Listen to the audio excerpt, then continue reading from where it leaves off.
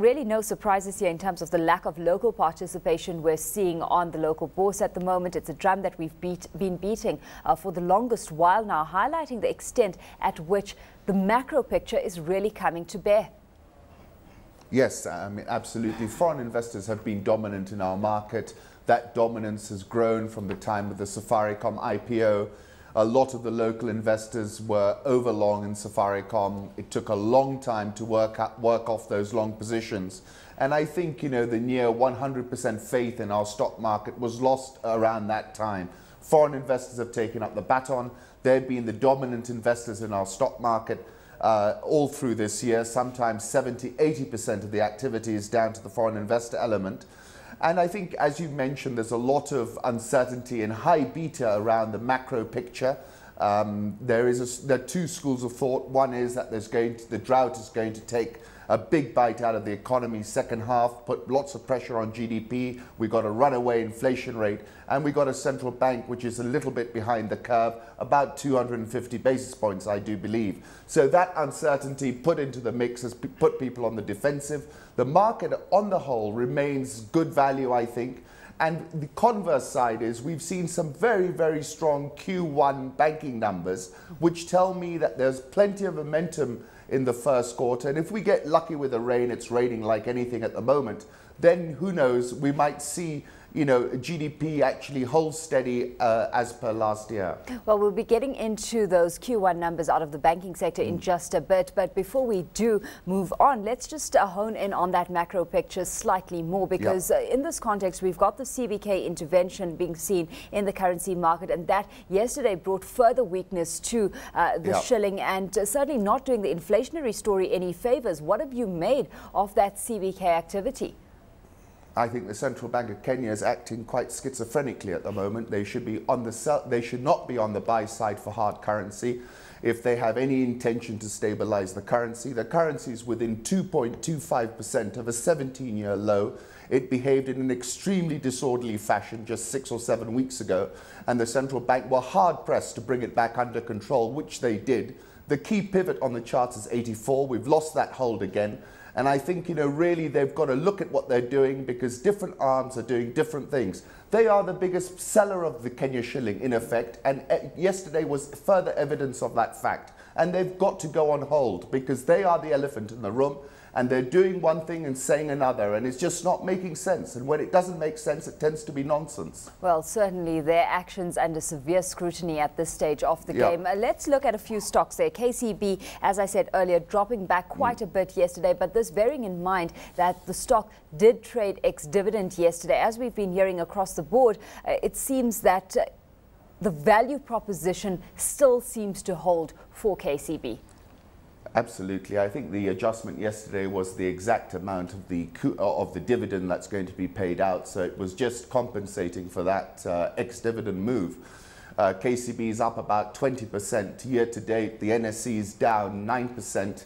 So you've had 29 percentage points of outperformance with KCB, and it was overdue a little bit of profit taking. We're looking at a PE of about 9.5 trailing. We've had 33% acceleration first quarter. I don't see very much downside risk in the stock, and I look for it to trade eventually through 30. And plus, they took in all the rights issue money last year. They've got a lot of capital on the balance sheet. They're beginning to accelerate.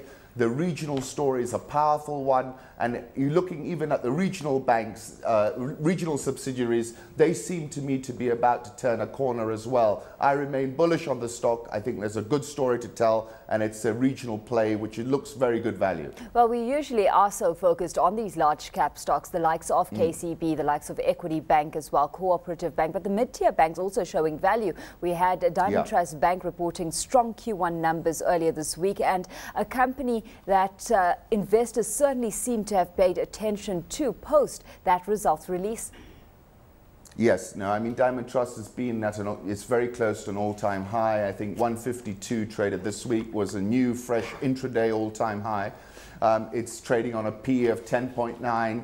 And you've got the lower base effect. And basically, the attractive thing about the mid-tier banks is when they get it right, The acceleration, earnings acceleration is at a faster trajectory than the big tier banks. Diamond Trust is a classic example of a well-organized bank with regional exposure and excellent niche areas that it plays in. I think it looks good value, and I was very surprised at their ability to grow earnings so fast in Q1, especially at a time when the bond market has been so tricky. And bear in mind that last year a lot of the earnings acceleration came out of the bond market. This looks more organic. It looks exciting. I think it's good value at this price. Yep, the bank posting 59.5% growth for the first quarter year on year, 0.5% growth quarter on quarter. What really stood out there is the reduction of the cost to income ratio to about 50.6%, showing that it is managing its efficiencies in tandem with the kind of growth it's triggering as well. It's a very well-organized bank. I mean, it's one of those banks where I would say, you know, they're not good. You can't fault them on execution. And Naseem, who's the CEO there, has been in the helm for quite some years and is extremely capable. If I was looking for a mid-tier bank to back, this would surely be one of them. What kind of risk does its exposure to, you touched on the niche markets, to its SME segment present at this stage for you, Aly-Khan Satchu, or is it a clever move in Diamond Trust Bank's, from Diamond Trust Bank's perspective? Well, I think, you know, the SME sector is a very sexy sector. Everyone's trying to get into it. The development agencies are also very keen for banks to get into it. But, you know, it's a very different business to the sort of wholesale banking. I think Diamond Trust have a strong niche. Bear in mind, you know, they're affiliated with the Aly-Khan set of companies, and there are plenty of them in this region. So, you know, they have a very, very good niche where they're playing. But I think there are other banks which are become very aggressive around the SME sector, KCB, Equity Bank, for example. While we've got the spotlight on the mid-tier banks, do you see foreign players delving into these players as well? Because they're usually so focused on the large caps and the more liquid stocks. So perhaps this providing some opportunity for local investors to change their strategy and focus on these kind of plays instead. Yes. No, I think what I've noticed is that there are a lot of development agencies, the World Bank, the IFC, people like that, who have taken up positions in the mid-tier banks. And I think, as you said, local investors would do well to take notice. For many of the big foreign accounts, you know, they need a certain degree of capitalization. And some of these mid-tier banks fall short of the capitalization thresholds. And therefore, there is this opportunity to play that as these banks grow and then find their way into the foreign investor universe. I think, you know, you will get further outperformance.